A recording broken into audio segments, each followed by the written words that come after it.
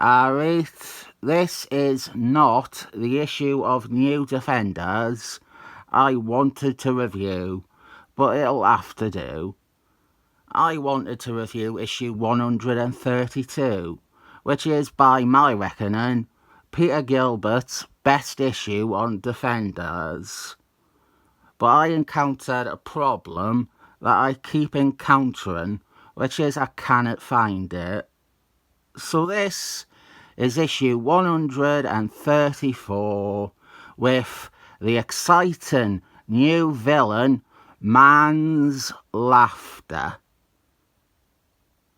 Right, so this is New Defenders, and this splash page, if it weren't for his hands, you could be forgiven for thinking that this is another member of the Excellent Men making a guest appearance. But this is Smurf, the leader of the New Defenders. I don't, and haven't, reviewed that much of New Defenders because I don't like it. New Defenders was a revamp of the Defenders done by Jim Tomatoes. He wanted to shake things up and have a new set of characters and hopefully find a bigger audience in the process. The problem for me is that there are far too many Excellent Men. It becomes an Excellent Men team. And the other thing is, it starts to feel like it is the Champions, and I hate the Champions. The Champions were a team that existed because Marvel did not want certain characters who were not starring in books fading into obscurity. So we got a really shoddy team and a shoddy series starring a pick and mix helping of characters that didn't work together at all. New Defenders feels the exact same to me. A dumping ground for out-of-work characters. We even have two members of the Champions to help make the comparison even more obvious. The other thing not helping the New Defenders is that most of their comics were written by Peter Gilbert, who takes them into very unflattering and unexciting stories. So here is our team, and you might be shocked to hear me so down on a team that features my beautiful bald lady, Moondragon. They have been receiving messages on their phone declaring that they are all going to die. I don't like this at all. This is pathetic. These are superheroes. We have 3 graduated members of the Excellent Men. We have 2 who consider themselves gods. Why are they bothered by? Why are they scared of? Why are they hiding from scary phone messages? It's the same thing with one of their upcoming enemies being a man with a gas can. It's ridiculously demeaning to these established and experienced characters to make them all into scared, helpless children against very ordinary threats. Now, you can't do that. You can't do a story where a hero faces their greatest challenge yet, and it is somewhere incredibly mundane and normal. Well, this is definitely not how you do it. You didn't have an entire team of heroes rendered ineffectual and frightened. The explanation for their fear is that they have a weird stalker who can somehow get access to their headquarters and unnerve them with how he is able to evade any detection. Now, I'm not being unfair. I understand that these characters would be unsettled by that. Moondragon wouldn't. She would presumptuously think that nobody could possibly sneak up on her, or that nobody could possibly sneak up on her again. Velcro is a goddess from fairyland. I don't think she would even recognise quite how uncomfortable it is for humans that someone can invade a person's space like that. And Wingman and Snowman are made out to be quite leery perverts here. They are watching a woman's aerobics tape just because it has got women in it. And people say this run where Snowman is openly attracted to women is proof that he was always gay. They ignore the actual context of the stories. Snowman's romance with Cloud Girl, he only fancied her when she was a girl. He is turned off and stops pursuing any relationship with Cloud Girl when she appears in a male form one day. He is disgusted and sickened by it. It's actually mean and offensive to say that someone is gay because a girl they were attracted to became a man. Always homophobia, isn't it? I will die on that hill.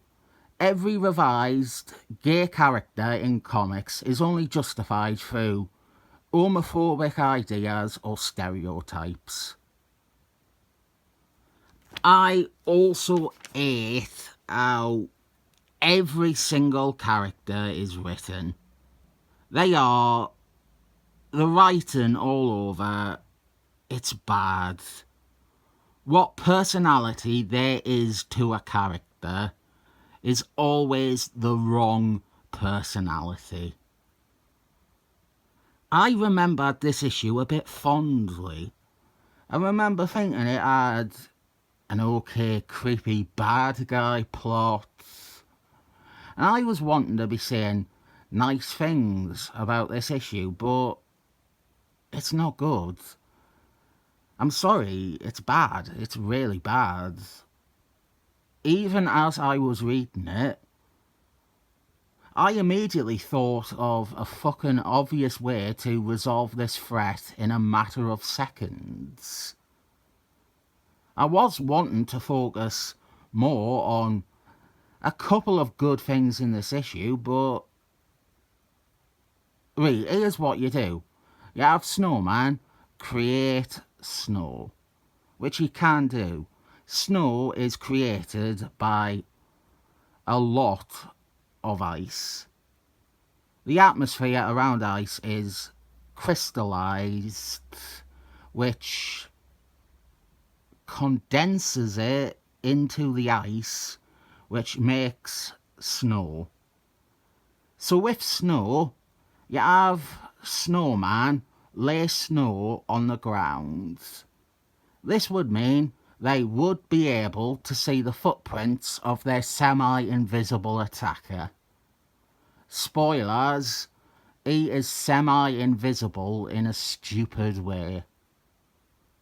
I don't mind Snowman not thinking of that solution, but if I thought of it, then Smurf, for example, should straight away have thought, well, there's a way we can at least see him coming or track him.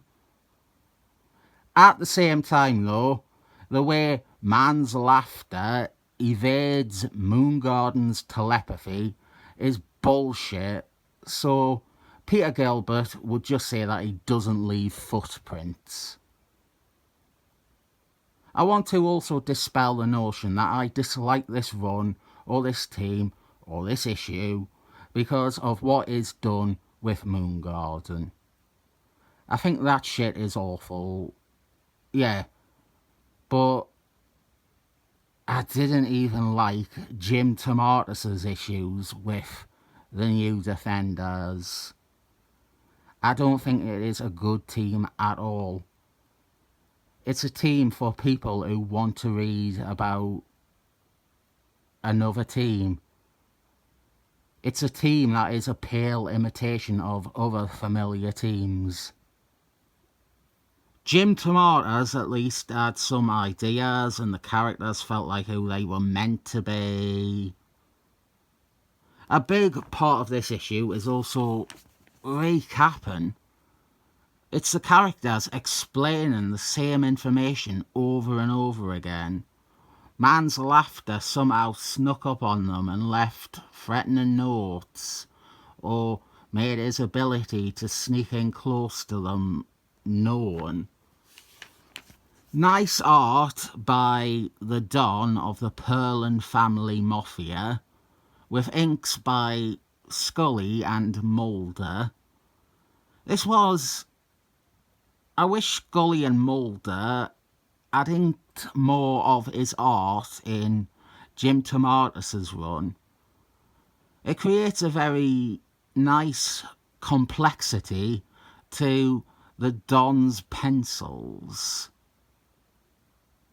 What we are seeing here is Etrigan the Demon just disappears. Has nothing to do with this issue, this story, or this bad guy. Etrigan just disappears in the middle of a scene. This is followed up later in the series, but it's bad. And I think it really only happens because Peter Gilbert cannot be asked writing the character at the minute. Etrigan also gets it bad in this run. Very, very bad. You know what? I wasn't going to mention this, but before I turn to the next page, Peter Gilbert insists that this causes Moondragon to become hysterical. Of the entire team, Moondragon is like the one character who would never become hysterical. Even if she is terrified and scared, she wouldn't show it. There are a few justifiable reasons to have Moondragon become hysterical and vulnerable, and one of them is coming up. But remember, she was falling apart here when someone disappeared. We end these flashbacks with the reveal of our bad guy, Manslaughter, their stalker and would-be assassin. I remembered this issue for having the quality of an unseen threat that slowly takes out the team one by one. But I was too happy to forget the bad characterization, the poor storytelling, the fucking ending, and most importantly, how stupid Manslaughter is. So the idea is, this is how he evades detection. People cannot see him unless they are looking at him straight on. People are totally blind to Manslaughter unless they happen to be looking at him directly. Rather than explaining in detail why that doesn't work as a power, the backstory for why he is hunting the defenders is because of those cunts, Cutlass and Typhoon. So I hate this issue even more now. The problem is, obviously, that in order to avoid detection with this level of finesse, Manslaughter would have to be able to prepare, preempt, predict any sudden movement of the heroes. And the intention is clear that Peter Gilbert, he just expects us to accept that this character is perfect. He can do all that. It doesn't need mentioning that he is able to determine every single movement of a hero. For example, here's another way that it doesn't work. After he has appeared here, right in front of the heroes, how does he suddenly disappear again? They were looking at him directly. And even if he steps aside very, very quick, at least one of them is likely to keep their eyes locked on him as he moves. These aren't regular people. These are trained superheroes. They know how to keep an enemy in their sight. 3 of these are excellent men who have dealt with the Flash before, one of my favourite Marvel characters. How is a nobody able to slip out of their sight with sudden movement? I am willing to excuse the power. It's a stupid power. It's an idea that someone comes up with, and ideally they should think more about it before they write it into a comic. But I would be willing to excuse it or chalk it up to being ill thought out. But the truth is, Manslaughter is absolutely a pet villain. We also have Cloud Girl.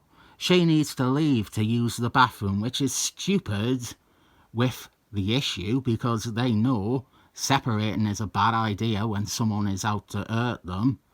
And it's stupid with the eventual reveal Peter Gilbert gives us about Cloud Girl.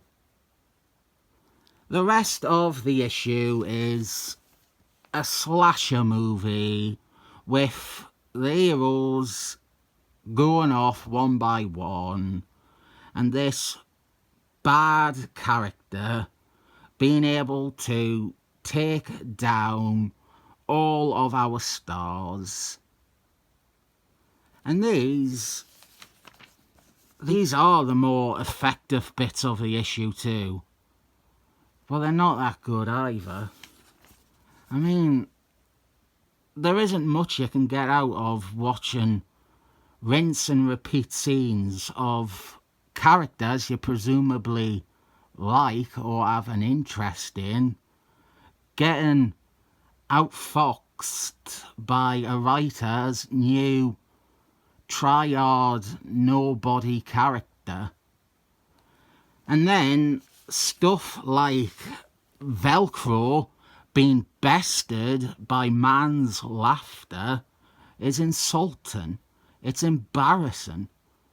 Velcro is not only physically stronger than Manslaughter, but she certainly has more battle experience than Manslaughter ever could have. And Velcro is humiliated in the space of a page. Before we get to Moondragon, let's talk about where we go with Manslaughter, because it'll seem less despicable before it happens. Manslaughter comes back and joins the team. He doesn't show up and say he wants to redeem himself or that he wants to be a good guy. He doesn't repent. he doesn't change at all. This wacky serial killer shows up, says he is joining the team, continues to want to gleefully kill things, including the members of the team. He never in any way becomes a hero. He remains an evil criminal, but he's just part of the team. Then he's given a hero's death without any awareness that he has never been a hero. Peter Gilbert brings him back, and still there is no reference anywhere to the notion that Manslaughter is a remorseless serial killer and also a rapist who, the team, helped him violate a woman. That is where we go. Moondragon, now, she is, of course, mentally dominated by Manslaughter. And when it comes to mental dominion, the use of the word rape is something I think people individually will disagree with. For example, this scene by itself, just this scene, I wouldn't have used the word rape to describe it. I know what's coming, so I don't really know how to say this, but I wouldn't have considered this anything more than a defeat. She was beaten by a character that is beaten all the characters. But what changes the discussion is when the comic itself deliberately evokes the idea of rape and violation. Moondragon outright says she felt she was violated and raped by Manslaughter. This isn't a debate about a mental act over a physical act. Moondragon feels abused and violated. She feels as if she has been raped. Peter Gilbert is using the terminology and ideas of rape because her experience is meant to be comparable to a rape victim. She has been wronged and hurt. When Manslaughter joins the team, Moondragon is the bad guy, so the Excellent Men members pin her to the floor so Manslaughter can physically molest her as well as mentally rape her again.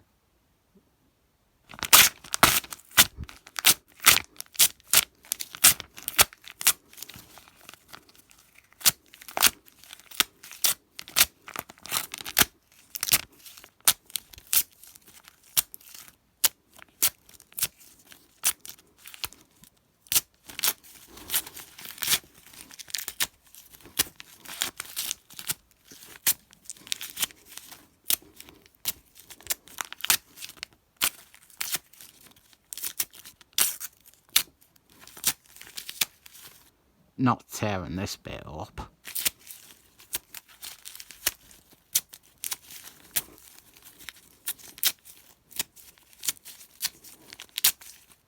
I read, ages ago, I read an issue of Back Issue. They had this look back on the Defenders series. They interviewed many of the people involved with the stories. Roger Thomas, Steve Engeltine, Jim Tomatoes, Anthony Davis, Steve Gerbil maybe even. I think it was just before he passed away. But it was very insightful and informative. They all talked at great length about their runs and their ideas and the characters in them. But when it came to this period, when it came to talking about this, we had The Dawn, and Scully and Mulder, they simply said that the series went downhill and stopped being fun and became too serious and miserable. That is all they said about Peter Gilbert. That is all they said about this run. Peter Gilbert might be dead, but that doesn't mean all his bad comics are now protected from being rightfully disparaged.